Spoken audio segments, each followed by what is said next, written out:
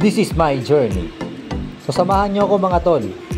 Lilipad tayo from Kanagawa to Ishigaki, Okinawa.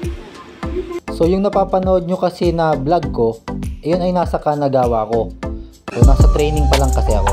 So ngayon, punta na tayo sa tunay nating trabaho. So magche-check in na tayo, tara, samahan nyo ako guys.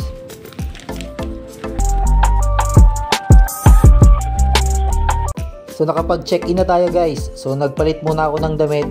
Sobrang init kasi nung damit ko. And then bumili na rin ako ng pagkain. Tinapay na lang ang binili ko kasi nga sobrang aga ng gising ko kanina. Tara, kain tayo.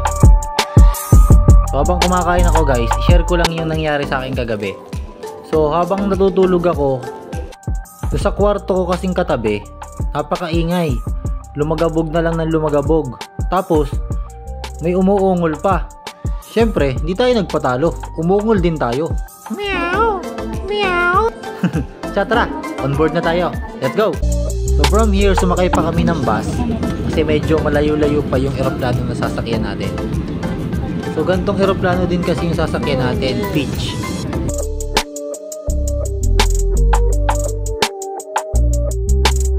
Okay, nandito na tayo sa eroplano nating sasakyan.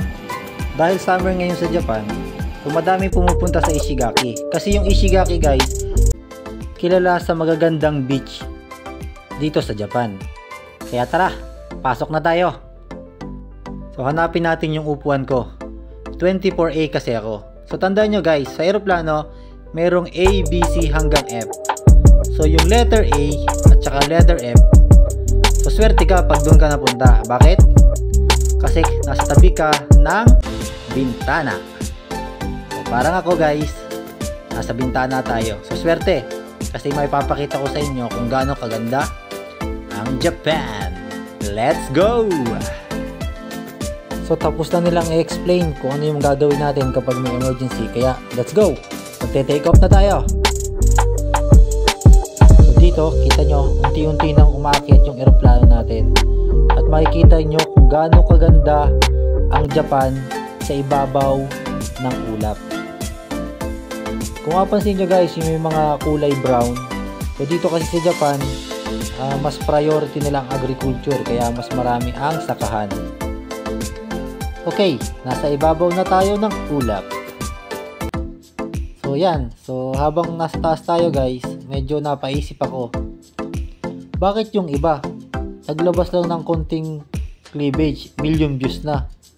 Samantala ako, utong na ang nilabas ko, wala pa rin nanonood.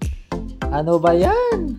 Pero joke lang guys, siyempre habang tayo ay nasa taas ng ulap, pinag-iisipan siyempre natin yung mga susunod nating hakbang. Ano ba talaga kung bakit tayo pumunta dito? Diba? Para sa pamilya siyempre. Para sa ating mga anak at sa ating pangarap.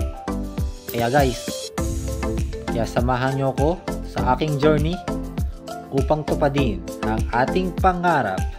Let's go! So yung biyahe ko kasi guys, from Kanagawa to Ishigaki, almost 3.5 hours.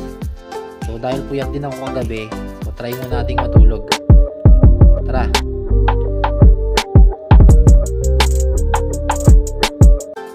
So yun, ginising na tayo kasi nga palanding na daw yung ating eroplano. So tara, tingnan natin ang Japan habang bumababa ang eroplano. So ganun pa din, makikita nyo napakadami pa ring sakahan. Para lang tayong nasa Pilipinas sa Ishigaki. Kasi kalapit lang to ng Taiwan guys. So ang panahon dito mainit din. Okay, nandito na tayo. Welcome Ishigaki Airport. Let's go!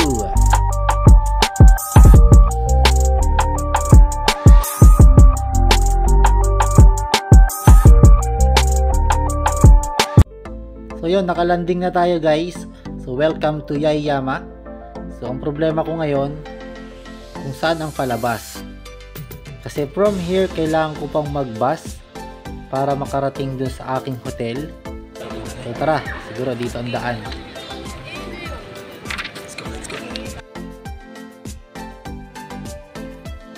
So after so many hours, so nakarating din tayo. So nandito na tayo sa ating hotel. So So ipapakita ko sa inyo. So kung compare natin doon sa hotel ko kagabi, medyo mas malawak-lawak yung higaan nito. Then also, same. Meron ding blower and also tissue.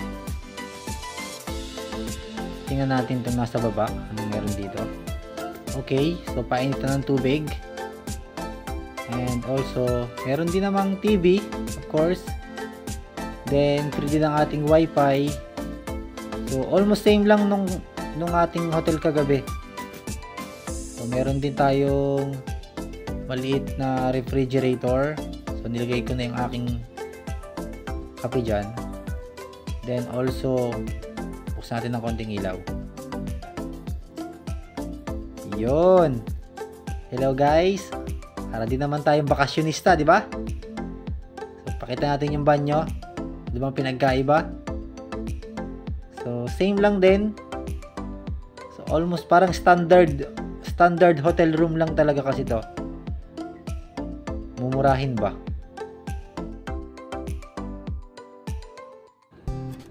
What's going on mga tol? So, nandito na tayo ngayon sa Ishigaki, Okinawa. So, after 3.5 hours, so, nakarating din tayo. So, after kong bumaba ng airport, so, nag-bus pa ako. Almost 20 to 30 minutes din yon. So, medyo nalito pa nga ako dun sa pagbabas. Kasi first time ko din mag-bus dito sa Japan. So, ganun pala. Di naman katulad sa atin na papara ka lang ba? Titigil na. So, sa tamang bus stop lang talaga sila tumitigil. So, kaya pag hindi mo alam or lumampas ka dun sa bababaan mo, so medyo mahihirapan. So, nagtanong na nga lang din ako dun sa katabi ko kaninang Japanese. Hindi kasi ako sigurado kung saan ako bababa. So, yun. Nakarating tayo dito. Kaya lang, pagdating natin dito kanina, so, dumating ako around siguro mga 12 o'clock. Kaya lang, ang check-in ko pa pala alas 3 dito sa hotel. So, nag-antay pa ako sa lobby. Sobrang antok ko, grabe. And then, pagpasok ko, naligo na tayo. So, kung iba niya, kakisuot. Talagang kala mo din naman tayo isang bakasyonista sa Japan. So, ngayon, mamaya guys, ililibot ko kayo. Ano bang meron sa Ishigaki? Hindi ko rin alam. So, siguro, yung video na to, ipa-part 1 ko na lang to. And then, yung part 2, ano ba ang meron sa Ishigaki, Okinawa? Makikita natin sa mga susunod na araw. Okay? So guys, maraming salamat. So safe tayo nakarating sa Ishigaki. So salamat sa pagsubaybay ninyo. Let's go to my journey. Thank you.